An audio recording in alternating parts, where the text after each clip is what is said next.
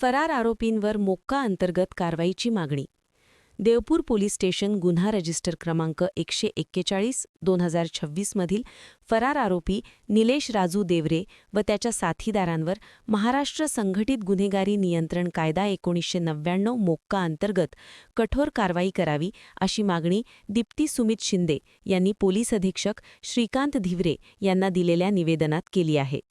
याबाबत त्यांनी दिलेल्या निवेदनात नमूद केले आहे की माझे पती सुमित सुभाष शिंदे, शासकीय कॉन्ट्रॅक्टर, यांच्यावर 31 मार्च 2026 रोजी दुपारी 12 ते 1 वाजेदरम्यान पंचायत समितीसमोर दंडेवाले बाबांच्या परिसरात जीवघेणा हल्ला करण्यात आला.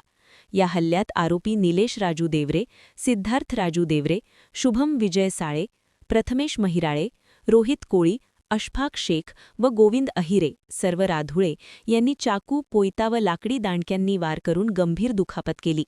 याबाबत देवपूर पोलीस ठाण्यात BNS 2023 अंतर्गत विविध कलमान्वये गुन्हा दाखल करण्यात आला आहे. मात्र गुन्हा दाखल होऊनही सर्व आरोपी अद्याप फरार असल्याचे निवेदनात नमूद करण्यात आले आहे.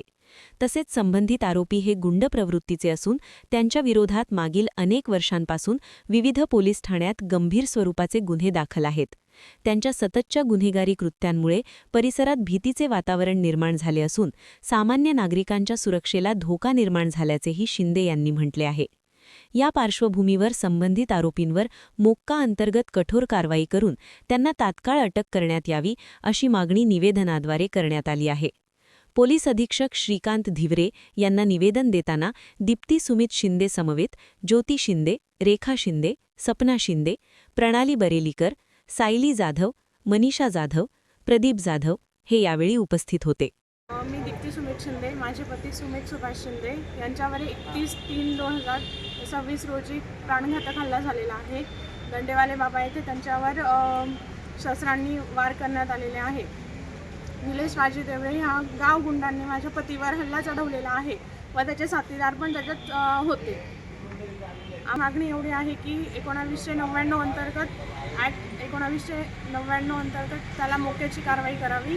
याच्या आधीही त्याच्यावर 10 वर्षापूर्वीपासून काही गुन्हे दाखल आहेत.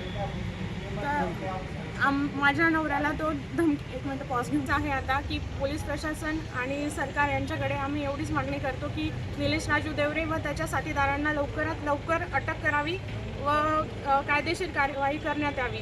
आम्हाला फक्त न्याय हवा आहे बस.